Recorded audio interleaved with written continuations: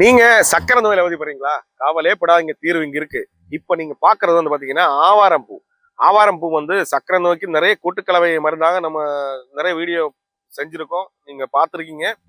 இப்ப நான் சொல்ல போறது பாத்தீங்கன்னா, இந்த ஆவாரம் பூவினுடைய வேறு எடுக்கணும். இந்த வேறு எடுத்து ஒரு 60 கிராம் வேறு நல்லா தட்டி 4 கிளாஸ் தண்ணியில போட்டு கொதிக்க வைங்க.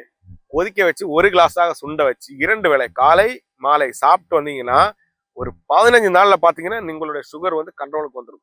ஒரு அனுபவமான மருத்துவ குறிப்பு, அனைவரும் பயன்படுத்துங்க. நன்றி, வணக்கம். நீங்க சக்கரை நோயால் அவதிப்படுறீங்களா? இதே சக்கரை நோய் இருக்கிறவங்களுக்கு வந்து பாத்தீங்கன்னா நிறைய பேருக்கு வந்து ஆண்மை குறைபாடுன்ற ஒரு ப்ராப்ளம் இருக்கு. அந்த மாதிரி இருக்கிறவங்களுக்கு தீர்வு தரக்கூடிய மிக சிறப்பான ஒரு மருந்தை தான் இன்னைக்கு நான் உங்களுக்கு அறிமுகப்படுத்த போறேன். இப்போ என் கையில இருக்கிற இந்த மூலிகையின் பேர் தான், இந்த சூர்ணத்தின் பேர் தான் பெல தாது சூர்ணம். இது முழுக்க முழுக்க சக்கரை ப்ராப்ளம் இருக்கிறவங்களுக்காக தயார் பண்ணது. இது வந்து ஆண்மைக்காக மட்டும் இல்ல, சக்கரை ப்ராப்ளம் இருக்கிறவங்களுக்கு வந்து நிறைய பேர் வெயிட் லாஸ் ஆயிரும்.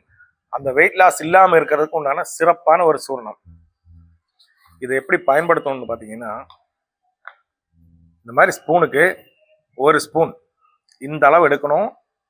அனுமானத்துக்கு ஒரு 1/2 டம்ளர் பால், பசும்பால் சூடு பண்ணி ஆறின பாலில் 1 டம்ளர்ல இது வந்து காலை இரவு நீங்க சாப்பிட்டு வந்தீங்கன்னா உங்களுக்கு ஆண்மை சம்பந்தமான பிரச்சனையிலிருந்து விடுபடலாம்.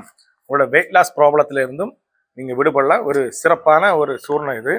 அதே மாதிரி உங்களுக்கு வந்து டைமிங் ப்ராப்ளம் இருக்கும், இந்த தாம்பத்தியத்துல வந்து டைமிங் ப்ராப்ளம் இருக்கும். அந்த ப்ராப்ளத்தை வந்து விடுபடுறதுக்கு முழுக்க முழுக்க மூலிகைகளால் அரைச்சு தயார் பண்ணக்கூடிய ஒரு டேப்லெட் தான் இந்த மன்மத டேப்லெட். இது எப்படி பயன்படுத்தணும்னு பார்த்தீங்கன்னா, இது காலையில ஒரு டேப்லெட் சாப்பிடுங்க சாப்பாட்டுக்கு பிறகு, இரவு 2 டேப்லெட்.